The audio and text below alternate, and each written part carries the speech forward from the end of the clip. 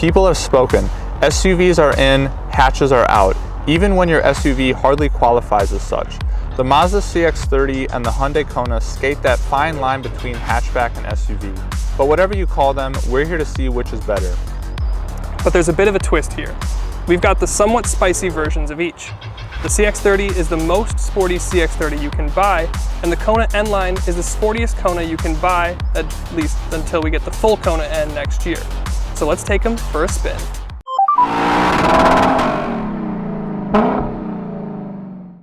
All right, let's get one thing out the way right away. This is not the flagship range-topping Kona that you can get. That's the full-fledged Kona N that's coming later this year. This is the Kona N-Line, which means it gets the corporate Hyundai Kia 1.6-liter turbocharged 4-cylinder, pumping out a blistering and a beefy 195 horsepower and 195 pound-feet of torque, which is over 50 less horsepower than the Mazda and 120 horsepower or pound-feet less than the Mazda. So in a straight line, it's going to lose. But 0 to 60 numbers and horsepower figures, those are cliche. What we have here is the sophisticated man, the driving enthusiast spec. Why is that? Well, for two reasons. One, because you have a front-wheel drive setup. You don't have that added weight of an all-wheel drive setup, so you have, well, a more agile and a more responsive vehicle. And you can feel that once the turbo finally spools. And the second part of that equation is transmission. Now, the Mazda uses an old 6-speed torque-converted gearbox, and that's fine, but what we have here is a snappy 7-speed dual-clutch gearbox, which makes this more race car than Paolo's car. What this basically comes together to mean is that on the straights, if you take this to a track, Paolo's gonna leave me significantly quickly. I may be able to claw up some ground on the corners, but yeah, I don't have a whole lot of hope that I would win that race. But to be honest, I don't think a lot of people are taking either of these cars to the racetrack. This thing also has an independent multi-link rear suspension, so that also helps on the track. But bless you for staying around while I talk nonsense about how anybody's gonna take these things on track. What you wanna hear about is how it rides, and it's fine. The suspension's damped a little bit firm, but the steering ratio is actually pretty good. It's pretty quick, it's responsive, it's direct. You don't get a whole lot of feedback, but it does the job.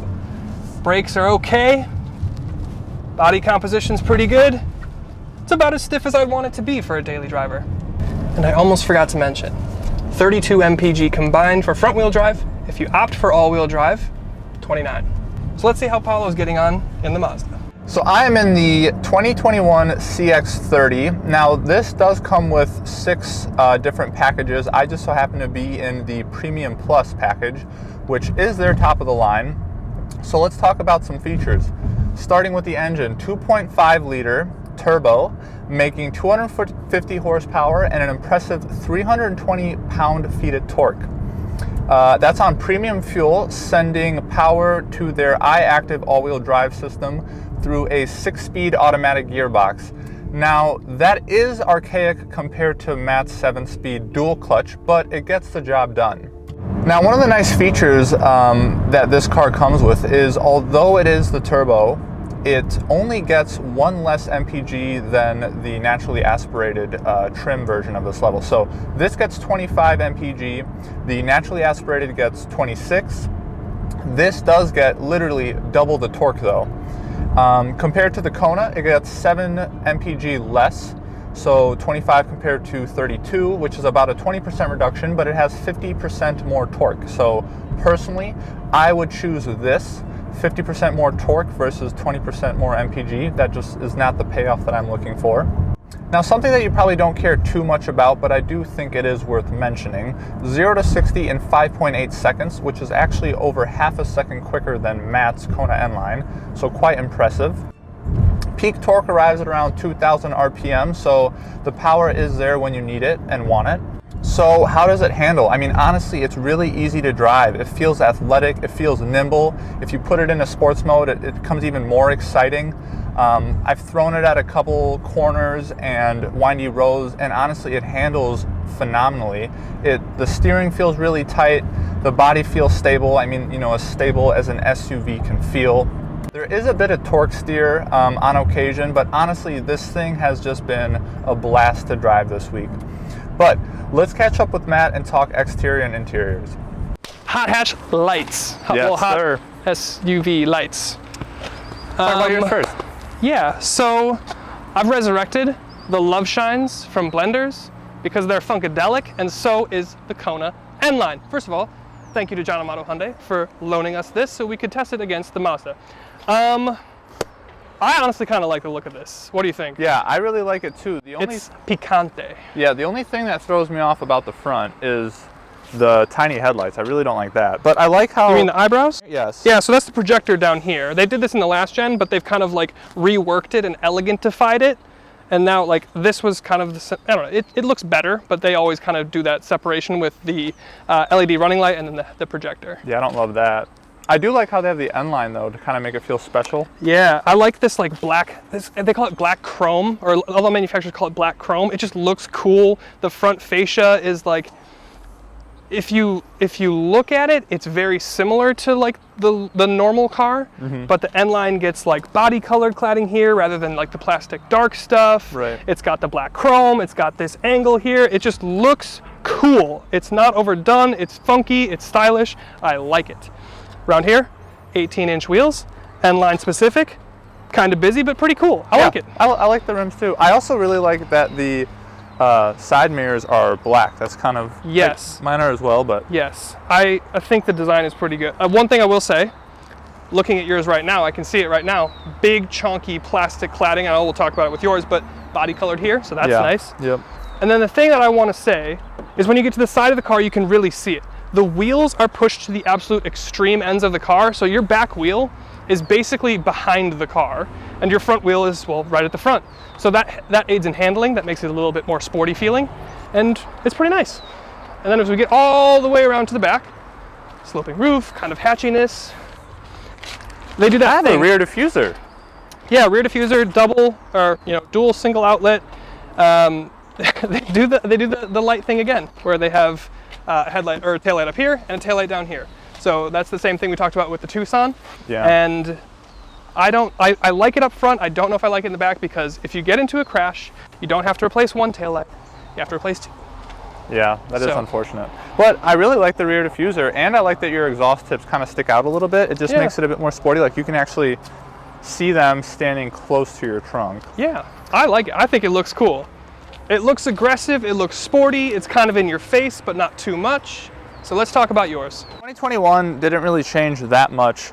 Just like comparing the two, yours just looks a bit more sporty. Mine, obviously, I think they were going for the more elegant, sophisticated look, but nothing about this really tells you that this is like their top trim. Like yours says N-Line on the, the front bumper, the side, it's in the seats and stuff like that. We'll get into that, but this doesn't really let you know that it's special. LED headlights going to the side. Yeah, a lot of plastic cladding, and I really don't like that. I feel like to me, that kills the whole look. Yeah, it just kind of screams to me just like cheap car. I know, and we're talking about this whole thing. They don't make it all like sporty and aggressive looking. So the point is to look elegant and like upscale and that premium. defeats the purpose. And then they throw these big, these big plastic chunks on it. And then it goes all the way down the door. I do like the rims. I think that they, they're good. I like them a little bit more than yours. What do you think about this paint scheme, the black and the gray? It's okay. I like it. Yeah, it's okay. You know what is weird is the side mirrors aren't mounted where traditional side mirrors are. Like they're on the door, it's a little like it's like offset. Down the door a little bit. I like the more traditional way, which is how yours are done. I wonder if that has anything to do with like the slopeness of the front windshield. I don't know. Whatever. Rear of it, I mean, kind of plain. I like the way the tail lights look. Yeah, this is really the only thing that tells you it's fast. It's that little turbo badge. Yeah. Without that, you'd have no idea. Dual exhaust. Very subtle. But see, nice. I liked on yours how yours were protruding a little bit. Yeah. You could actually see them. Yeah. But overall, I mean, I think it's got a good style to it. It's kind of like a timeless design, but it doesn't feel as special as yours. I agree. Talking about special, should we get in the interiors? Yes. All right. So the interior of the Kona, this is where everyone in the video is going to click off. They're going to write it off. Oh, it's a Hyundai interior. It's crap. I don't think so. No. I mean, sitting in here, it's okay. So it's not like super high-end materials, but it's nice. It's cool. It's special. It has that vibe to it. Yes. It's sporty, And again, you feel, I mean, you just said it, but you feel special with the end line. You can see it kind of all throughout the car, on the steering wheel, on the gear lever, on the seats. And like the air vents are circular, which kind of just gives off that sports car vibe. And you know what you have here? It's like you have all the technology, like the digital gauge cluster, infotainment system, but it's a little bit peeled back on the luxuries. Like it's more sporty in here, and I actually really like it. Yeah, I would say in line with the sportiness, like it's so easy to overdo red, especially when you're trying to like tell people that it's a sports car, but this is done in my opinion, perfectly. You've got red stitching on the inner rim of your steering wheel. It's not You've too got much. Your little N badge here. Your vents are not red, but like the little tab that you would grab to adjust them is red. You have a little line on your shift. Like it's just good. And then you've got these cloth seats, but they're like special N cloth seats. Yep. It's freaking cool. Like, sure, it's not a Mercedes in here, but it's not supposed to be because you're not paying for a Mercedes. Got an 8-inch infotainment screen. It's pretty good. Apple CarPlay, Android Auto. It's all fine. But you said full digital gauge cluster. I mean, this is not a super expensive vehicle. So to have something that comes together like this is really good. And then in terms of safety, you have like lane keep assist, blind spot monitor, all that normal stuff. The only bummer is that you don't get Hyundai's highway driving assist, and that's really good. Yeah, that's unfortunate. And this is a little laggy, not as fast as you would like the infotainment system, but it's okay. I mean, again, I think this is great if you like the sporty look and you're okay with sacrificing some of the luxuries that the Mazda has. Yeah, I really like it. Should we check out the back? Let's check out the back. I mean, honestly, the back seats aren't too bad. Like, you have about as much space as you would in the CX-30. It's enough room for me, and it looks like you at 6'1"-ish to... I'm 6'2". To be 6'2". Don't get us twisted. Wow. So yeah, I'm good. I'm good on the headroom. When I put my head back, though, I do touch the roof, but it's fine. It's not like an uncomfortable touch. Yeah. Legroom, I do have to kind of sit wider. I can't just put my feet straight, but a lot more room than I was expecting from the outside. Yeah. The headroom is the most impressive thing to me. You don't get heated seats back here, but you do get heated seats up front. Harman Kardon sound system, which is actually pretty good. Yeah, that's actually really good. So, like, it comes together really well. The fact that it has a taller roof and it's more like traditional hatchback or like mini SUV is nice because you do have that extra room back here, and like us at 6'1" or apparently 6'2". Yes, sir. I like this material. Yeah, it's like a faux plastic on the doors and fiber. Also the door handles. Like I like it. Yeah. Trunk's big enough. Not huge. I think the CX-30 probably has a bigger trunk, but speaking of that, let's go check it out. Sounds good. All right, the Mazda CX-30. So it's nice and quite a different style in here than yours. I mean, it's really high quality materials, sleek design, driver focused for sure. Yeah, I'm not sure. I'm not a huge fan of this two-tone brown black contrast leather. Yeah. It's really comfortable in here. The seats are comfortable. There's a lot of padding on the armrests on the door and then in the center console. Yeah, I agree. Even right here on the dash. Yep. It's like it's really comfortable to drive in. 8.8 Mazda Connect screen. The command wheel and the volume knobs are all down here by the center console, which I really like. It's very Audi to me. My S4 had the controls and stuff down here, and this is where your hand, my right hand sits, so it just kind of works out perfectly for me. Yeah, it's very, I was going to say BMW iDrive, but it's it's the same Audi MMI, BMW iDrive. Versus yours was actually on the screen. Yeah, touch screen, so then you get fingerprints all over it. So yeah, this is nice. Bose sound system, which sounds really good. It's really refined again in here. Dashboard isn't fully digital like yours, but I think it serves its purpose, and like it has all the information that you'd want. Also has a heads-up display, which is nice. Yeah, it's got a more traditional look to it, to the gauge cluster. Yeah, Apple CarPlay, Android Auto in here. Host of safety features. I guess some like the main ones are obviously. Ooh, is your Apple CarPlay wireless? I don't think so. I don't know. I'd have to double check. Somebody let us know down in the comments because it is in the Hyundai. That is nice. Blind spot monitoring, 360 camera. I don't think yours has that. Dude, sorry. You mentioned the camera. The camera in this car goes HD. So hard, dude. It is like, it's better than the Lexus. It's better than the LC. I was literally about to say, $112,000 car. Crispy. I could see ants in my rear view, I swear. Wow. I swear. All the way up at 6'2", you can see. I could see ants behind me. I know. Okay, but yeah, dude, it's really good. It's really good. 360 too, not rear just cross traffic alert, which is really cool. One of the nice things, again, with like the dash is if a car's in your blind spot, it'll let you know on, there is one digital cluster, which is the speedometer. Yeah, your main it'll one. let you know on there, which is kind of like a cool feature. That is nice. Heated seats. This also has heated steering wheels, which I don't think the Kona N-Line has. Yep. Impressive. Yep. On this 90-degree day, I wish I had cooled seats, though. I know, right? Seriously. But that's pretty uncommon at this price point, anything cooled seats. Oh, but one thing I do want to mention is this doesn't feel special. Like the N-Line, you have the badging for the N-Line. This is just, it's just, I get like they're trying to be sophisticated. I agree. But you don't get that specialness in here. Yeah, I would totally agree. It looks, I sit in here and I'm like, wow, this is nice, but it's not like, in order for nice to be special, it has to be like Maybach level or like Rolls-Royce level. And like for the price point, Mazda's like the Maybach of this segment, but yeah, it just doesn't give you that same kind of like, I don't feel as special in it. I would agree. Should we check out the back seats? Let's do it, yeah. Yeah, so I have more headroom in this when I put my head back. Actually, yeah, you're right. Because it goes back up. I don't touch, yeah. Yeah, okay. Similar leg room, I would say. Actually, I can put my feet.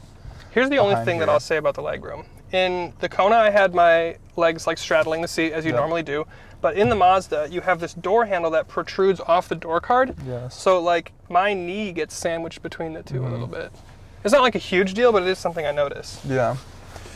But fairly comfortable. Vents back here, leather seats, Yeah, nice. vents nice. back here, which is nice. Trunk, 20 cubic feet. So It is not that bigger. much space, but honestly, It's bigger. it's a lot bigger than what you would think. Yeah. You open that thing and you're like, wow, I did not think it was this big. Yeah, we had all our film equipment back there, and we have a lot of stuff, including like the roller rig. So yeah, it's pretty significant. Which one would you rather spend time in the back seat of? I think this one, because of the headroom. I'm not like, my head isn't hitting the roof. It's close for me. I don't really like this handle thing, but Scoot this way. but if more that's over it, then. Why? anyway, let's get into the final thoughts. Okay, sounds good.